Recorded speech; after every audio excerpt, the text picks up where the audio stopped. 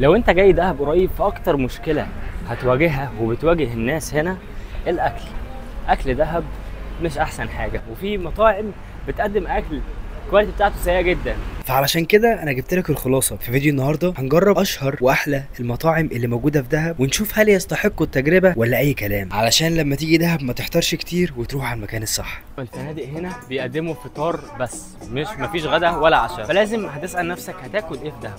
وعشان كده انا جيت لك النهارده اقول لك على احسن المطاعم من تجربتي الشخصيه. هنجرب معاكم برده مطاعم عليها ريفيوز عاليه ونشوف الدنيا عامله ازاي عشان تعرف لما تيجي دهب تاكل ايه. بس ما تنساش اللايك والسبسكرايب، ويلا بينا نبدا. وعلشان نبدا تجربه الاكل دي صح، لازم نسال الناس هنا في دهب هم بيحبوا ياكلوا فين. فهنشوف الناس على شاطئ اللاجونه هنا ونسالهم انتوا بتحبوا تاكلوا ايه لما بتيجوا دهب، عشان نشوف الدنيا. واعلى مكان فيه تقييم والناس هتتفق عليه وتقولوا اكتر هنروح ونجربه بنفسنا. يلا بينا. ازيك يا صديقي؟ عامل ايه؟ ايه الاخبار؟ اول مره في دهب؟ ايه اكتر حاجه بتحبها في دهب؟ بصراحة المية هنا جميلة. المية جميلة؟ برضه المطاعم هنا كويسة، الأكل كويس. مطاعم حلوة دي. ايه أكتر مطعم أنت بتحب تاكل فيه؟ برضه كينج تشيكن جامد. كينج تشيكن. أنا سمعت عن كينج تشيكن ده. كينج تشيكن هنا يعني بصراحة احنا جربناه، لا تحفة حلو. كلنا امبارح برضه بروستد في الكبابجي اللي أنا بقول لك عليه ده، بس ما كانش حلو.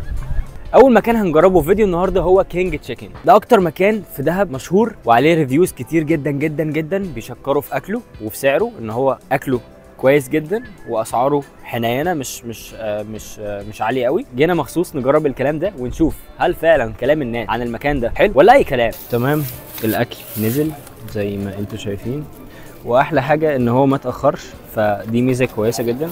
من غير كلام كتير انا جعان موت، نلبس الجلوفز عشان الفرايد تشيكن. تمام، انا طلبت 4 قطع دجاج، تمام، سبايسي، وبيجي معاها فرايز وبيجي معاها كول سلو وتومية واتنين من ده. نجرب اول حاجه البطاطس. التتبيله بتاعتها جميله جامد. اهم حاجه بالنسبه لي انها تبقى سخنه مش مجلده. بسم الله الرحمن الرحيم. الباذنجان اخد البرجر في حته تانية. سخنه قوي.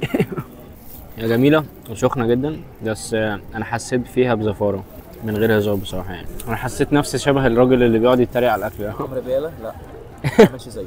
بس هو انا يعني حاسس بريحه زفاره، فاهم؟ هي بسيطه يعني بجد والله. يمكن الدبوس ده فقط. احلى حاجه انها سخنه ومش مجلده وطعمها جميل. وللامانه الدبوس ده فقط هو اللي كان فيه زفاره، ولكن باقي الاكل كان زي الفل. البطاطس بتاعتهم جميله بصراحه. هي الوجبه سعرها كام؟ 200 جنيه اعتقد.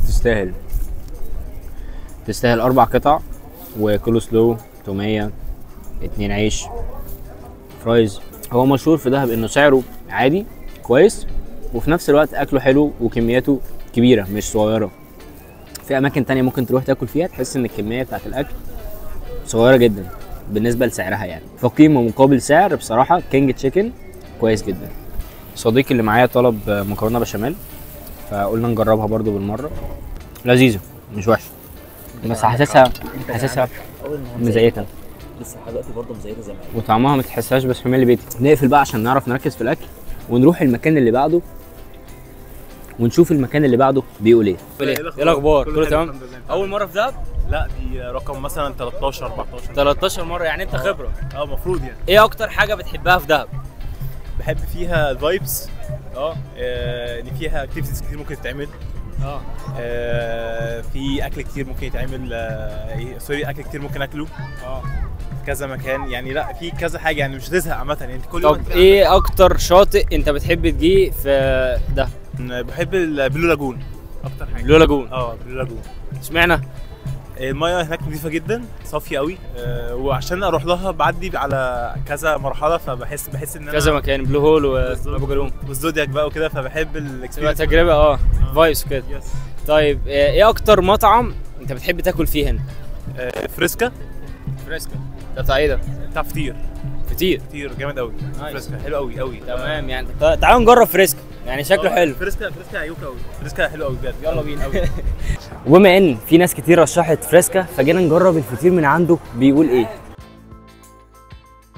تمام. انا طلبت من الفريسكا اشهر حاجتين بيطلبوا لما الناس بتيجي تطلبوا من عندهم، السجق كيري والتشيكن رانش. دول اشهر حاجتين بيطلبوا هنا، فعشان كده طلبتهم ونجرب ونشوف هل فعلا اختراع ولا اي كلام وخلاص. نلبس اهم حاجه الجلوفز، عشان اهم حاجه نلبس الجلوفز عشان ايه؟ اللغواصه. انا شايف كده ان الموضوع ايه؟ سخن ومحتاج لغواصه كتير. احلى حاجه خدت بالي منها ان الاكل ما طولش على ما جه، يعني دوبك انا طلبت في 5 دقايق وعلى طول الاكل وصل، فدي نقطه مهمه جدا. اول حاجه انا بحبها سجق الكيري، فلازم نبدا بيها. الله الله الله الله الله.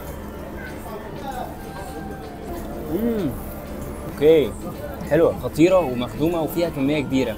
احلى حاجه بصراحه ان هي سخنه، طعمها حلو جدا. نجرب التشيكن رانش. قرب كده. هوبا، ايه المنظر الجامد ده بقى؟ اللي بيصور جاع دلوقتي. سخنه جدا دي سخنه قوي. اوه، دي مليانه جبنه، دي مليانه جبنه اكتر من الفراخ. ايه ده؟ صوص الرانش طعمه خفيف شويه ولكن قشطه يعني، جامد جدا. بس بصراحه انا حبيت السجق الكيري اكتر بكتير. تسلم ايدي اللي اقترح لي المكان ده، فعلا طلع حلو مش اي كلام. جربوه. وبصراحه كانت تجربه فوق الرائعه. بصراحه يعني الاكل جه سخن والكميه بتاعته كبيره. هو سايز واحد وانا فعلا ما قدرتش اخلص الكميه كلها وخدت الباقي تيك اواي.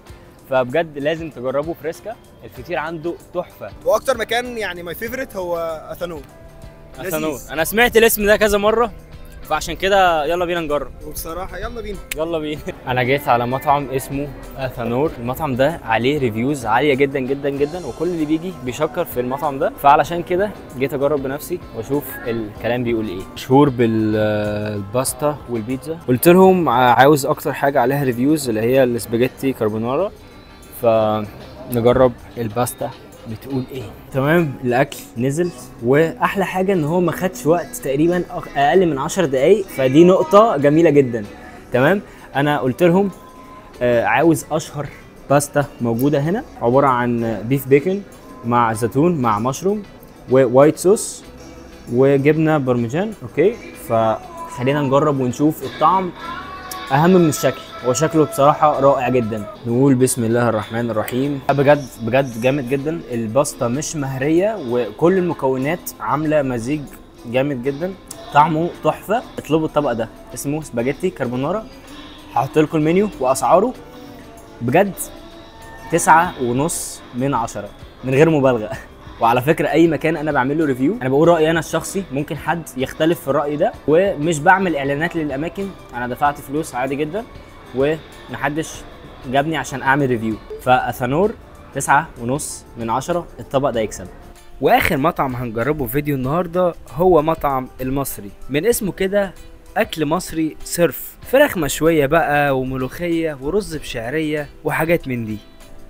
من غير كلام كتير، بصراحه اسعاره حلوه جدا واقل من اماكن تانية كتير، وطعم الاكل كويس جدا جدا. الفراخ كانت جايه من على الفحم سخنه طبعا، والملوخيه كانت جميله جدا، والرز مش محتاج كلام.